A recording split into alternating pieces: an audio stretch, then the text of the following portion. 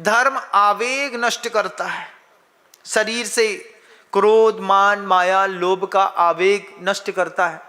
लोभ का आवेग नष्ट होता है तो आकिंचन धर्म की प्राप्ति होती है। न मैं किंचन, मेरा इस संसार में कुछ है नहीं।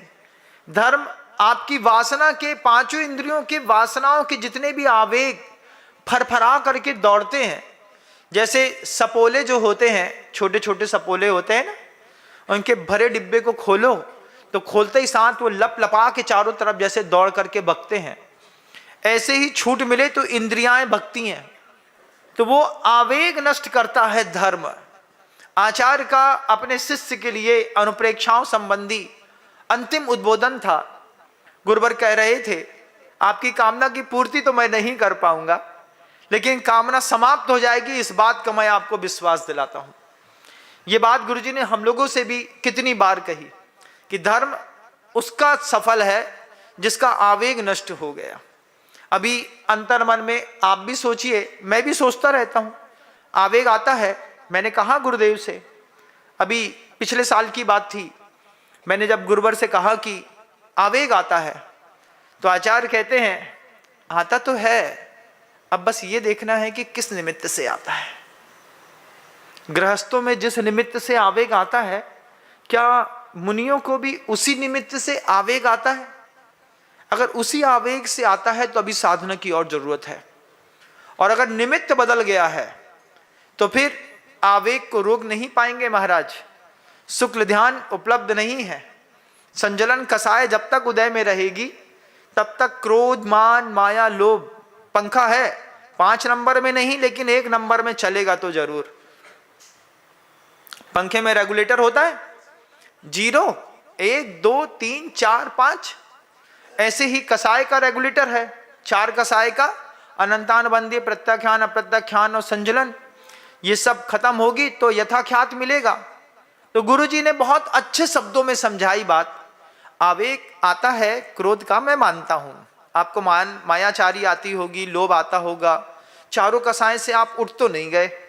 हमने कहा हाँ गुरुजी, लेकिन आप कहते थे कि आवेग जब तक नष्ट नहीं होता तब तक धर्म नहीं आता। तो गुरुजी के वो जो शब्द है कि आवेग आता है, किस निमित्त से आता है, निमित्त देख लो। बोले आता है गुरुजी जब कोई मंदिर का काम नहीं करता है, परेशान करता है, तो ऐसा लगता है कि समझा दो इसको अच्छी तेज आवाज में। हाँ, अचासी बोलते हैं इसमें मतलब मंदिर निमित्त है। हाँ गुरुदेव, अगर गुरुजी कहते हैं अगर मंदिर निमित्त है, माला निमित्त है, किसी को आपने तेज आवाज में बोला तो मंदिर क्यों नहीं आते? जब देखो तब घर के अंदर घूमते रहते हो। आप धर्म ध्यान में लगाना चाहते हैं किसी को और उस पर चिल्लाना पड़े, तेज बोलना पड़े, क्रोध दिखाना पड़े, इसको आवेग नहीं कहते।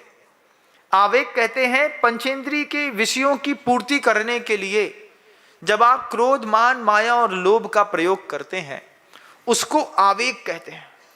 अब वो साधु ने मायाचारी करी बरसों पहले, हिरण सामने से निकला और बहेलिया पूछता है देखा क्या हिरण को?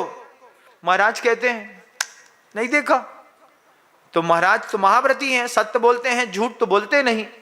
हाँ, ऐसा सत्य भी नहीं बोलते हैं जिसके कारण कोई विपत्ति में फंस जाता हो। किसी को विपत्ति आती हो, साधु ऐसे शब्द नहीं बोलता, भैया हमने तो नहीं देखा।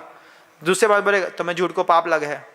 हमें कछु झूठ को पाप न लगे, तुम्हें झूठ को पाप लगे। हम झूठ भी बोलेंगे तो हमको सत्य का पाप सुख मिलेगा। क्यों? हमारा निमित्त अलग है, आपका निमित्त अलग है। महाराज जी आपने तो ऐसे ही कहा था, हमने ऐसा कहा था, इसका मतलब यही नहीं था।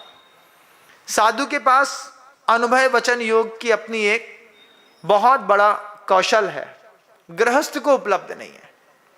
आचार्य सिंह जी इसलिए शब्द देते थे हम लोग को। आचार्य सिंह का एक मास्टर वर्ड था, देखो कोई भी काम है, महाराज जी हमारे गांव पधारो, मुस्कुरा देखो देखो, मतलब जैसे देखो मुस्कुरा के कहा, वो साबक फूल गया। आचार्य सिंह ने जिस हिसाब से मुस्कुरा के बोला है ना, पक्का गुरुजी अपने गांव में आएंगे, पक्का। वे हमको देख के मुस्कुरा के बोले देखो, यही तो बोलते हैं आचार्य सिंह, देखो। अब सबके मन के अंदर उत्साह है, देखो देखो देखो, सब उस देखो में मोहित थे। हम लोग भी देखो में ही मोहित थे, हम लोग के साथ भी वही होता था जो आपके साथ होता था। ऐसा नहीं कि हम लोग के साथ कुछ और होता था। हम भी जाएं कुछ जाकर के बोलें आचार्य सिंह ऐसी भावना है, देखो, देखते हैं अब कब पूरी होगी। 3-4 बार बोले देखो देखो, उसके बाद भी वो देखो ही देखो, वो देखो ही चलता था चारसी का। बड़ा गजब का शब्द था देखो। आचार्य कहते हैं वह धर्म आवेग नष्ट करता है। आवेग नष्ट करने के लिए भी गुरु जी कहते हैं, आचार्य श्री जी का उदाहरण देखिए। गुरुवर कहते हैं किसी को बहुत सारे आभूषण पहना दो, बहुत सारे, हर अंग का एक आभूषण पहना दो। 10 उंगलियों में, बड़े वाले अंगूठे में एक चांदी का छल्ला पहना दो। उसके बाद बगल वाले में ऐसा नुपुर पहना दो जो झुनझुन करता हो, उसके बगल वाला रुनझुन करता हो, उसके बाले की छक छुक छक छुक की आवाज़ आती हो। उसके बाद पायल पहना दो, पायल पहना दो, उसमें भी छन छन छन छन छन की आवाज़ आती हो। बाजूबंद पहना दो, कलाइयों में कड़े पहना दो, कुंडल पहना दो, यहाँ पर कान का दे दो, माथे का दे दो। आभूषण से किसी भी व्यक्ति को लबालब भर दो और वातावरण ना हो तो आभूषण अच्छे लगते हैं कि बुरे लगते हैं? क्या लगते हैं? बुरे लगते हैं। महाराज गोल्ड का पहन करके आए थे, कितना 1.5 किलो सोना है पूरे शरीर पे, नीचे से लेकर के ऊपर तक। मई की गर्मी में शादी थी, 1.5 किलो गोल्ड पहन करके आए थे। लाइट गोल हो गई, एसी बंद हो गए, पंखा बंद हो गए, कूलर बंद हो गए। अब क्या हुआ? कुछ नहीं महाराज, ऐसा हैवी ज्वेलरी पहन करके आए थे। अब यहां से टप, एक टपका आंख के ऊपर लगाया था, वो लाल पीला नीला हरा काला, लेकिन टप, जैसे तोता की गर्दन दिखती है ऐसे कई बार आंख के ऊपर का भाग दिखता है।